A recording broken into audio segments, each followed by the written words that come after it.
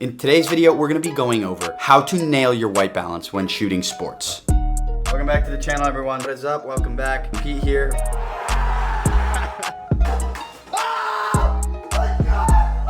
What is up, everyone? Welcome back to the channel. My name is Pete Gottschalk, content producer at Major League Baseball.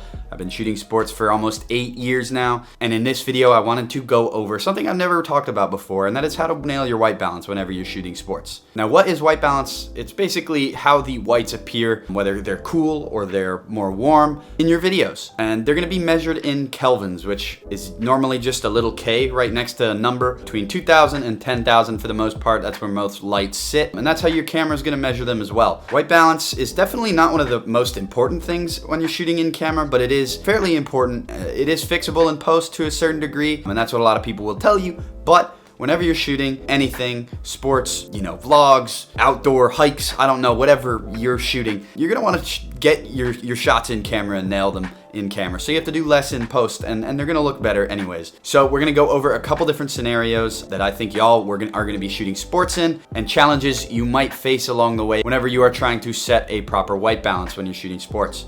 So let's get into it. So just to keep it simple, we're going to attack a couple different settings that might be already programmed into your camera that you can utilize to make your job easier. Most cameras just have an auto white balance, and this is gonna be better in a mirrorless system that is kind of more curtailed into a less professional shooter.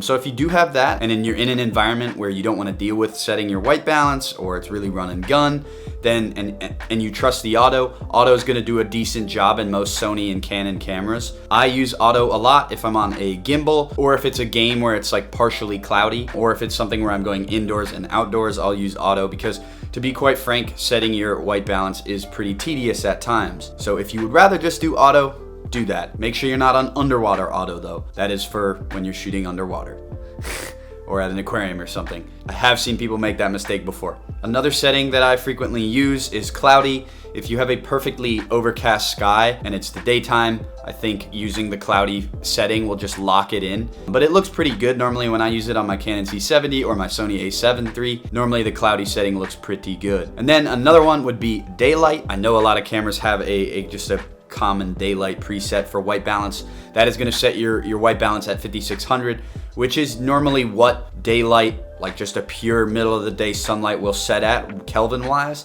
5600. So I'm gonna use that as a transition into setting your actual white balance, which is what like professional shooters will do. If you're a pretty professional shooter, you'll know how to do this. But if you're new to shooting sports or shooting anything in general, learning how to set a proper white balance is crucial. For the most part, like I said, if you're shooting daylight and you want to set a manual white balance, just always default to about 5600. 5600 for the most part is just the kind of middle ground point for everything, just because that's what daylight rocks with. So for the most part, I will always start at 5600 in any scenario when I'm setting my white balance. Now, if you're unsure when you're in a scenario and you're trying to set a white balance, just focus on like a jersey or a piece of paper or something that's really white, zoom in on that or get really close to it and try and match up that Kelvin number with what you think on your monitor is about pure white. Ultimately, you always want the whites to look right at pure white. So like, for example, this sweatshirt is pretty close to pure white. It's a little bit grayer, but there's gonna be enough white on here that is gonna be about right.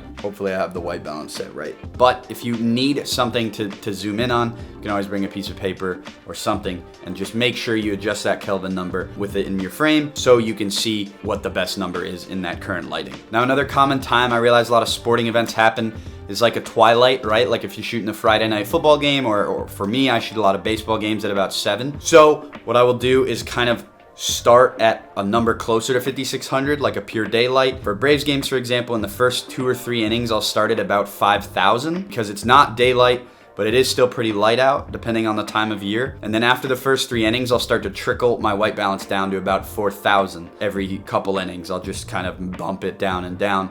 And that is because the lights at Truist Park, where the Braves play, 4000 is probably about where they sit. Lighting in every stadium, whether you're in a high school stadium or an NFL stadium, is gonna be different, or a dome, whatever. That's another, we'll get into that in a second. All those lights are gonna be different shades of color. So ultimately, you're gonna have to figure out what works best for you. Take that piece of paper, find a white jersey or a white shirt on a friend, and adjust your white balance accordingly. But just be wary of it as the sun goes down and as it gets darker and those lights become more of an influence on your shot rather than the sun. And another thing I do, and something that y'all might look into whenever you're shooting at your stadium, is adjusting the levels of magenta and green. And this might come as like a plus or minus, just 1 or 2 number in your camera. What I do is I add a little bit of magenta in whenever I shoot at Braves games. So as I trickle that white balance down from sunset to kind of pure darkness and stadium lighting down to 4,000, I add a little magenta in because there is like a green tint to everything at Truist Park. When it comes to using auto white balance in these scenarios, it's kind of tough. You're gonna kind of want to avoid it, especially if you're like accidentally pointing your camera at something at the ground where it's green, then your white balance is gonna adjust for that. And if your white balance is slow to adjust, you might point your camera back up. It might be adjusted for that auto green, so it's gonna look all wonky. That's why you would use like a manual in that scenario. But using auto in those scenarios, I don't recommend it, but like I said, if you are in like a run and gun scenario, then definitely use it. But whenever there's breaks in play and timeouts and stuff, I think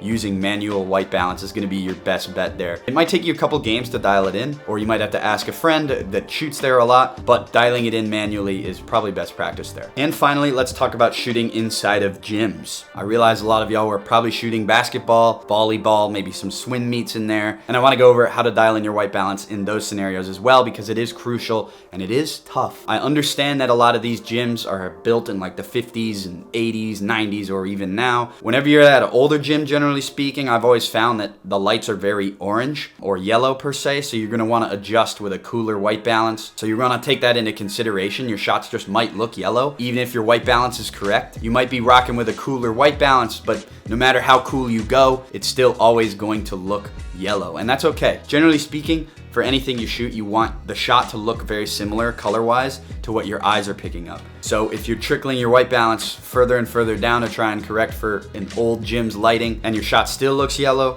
that's okay. It's normal. What you're seeing is most likely yellow too. But whenever you're shooting in a gym, white balance isn't as important if you find the right Kelvin number and the right kind of magenta green balance there. Obviously, it's a constant setting unless you're going in between like a tunnel and locker room and an arena, then it's a pretty constant setting. So you're gonna be dealing with one light source and you're not gonna have to adjust it as much. So that's where I say if you really dial in and you take the time to get that Kelvin number right, your shots are gonna look amazing and you're gonna have to do less in post. If you're using an auto, like I said earlier, your shots are gonna be changing white balance subtly. Maybe you're zooming in on the crowd and then you have to turn around really quick for a dunk. The lighting in the crowd is sometimes different from the lighting on the playing surface. So that might make your shot look a little wonky and you might have to go in and fix it, or it might be unfixable. Who knows? That is all I have for y'all today. Thanks for watching. I hope you were able to get some value out of this video. If you do have any questions, always feel free to DM me on Instagram at @pchalk or leave a comment below. I'll see y'all in the next video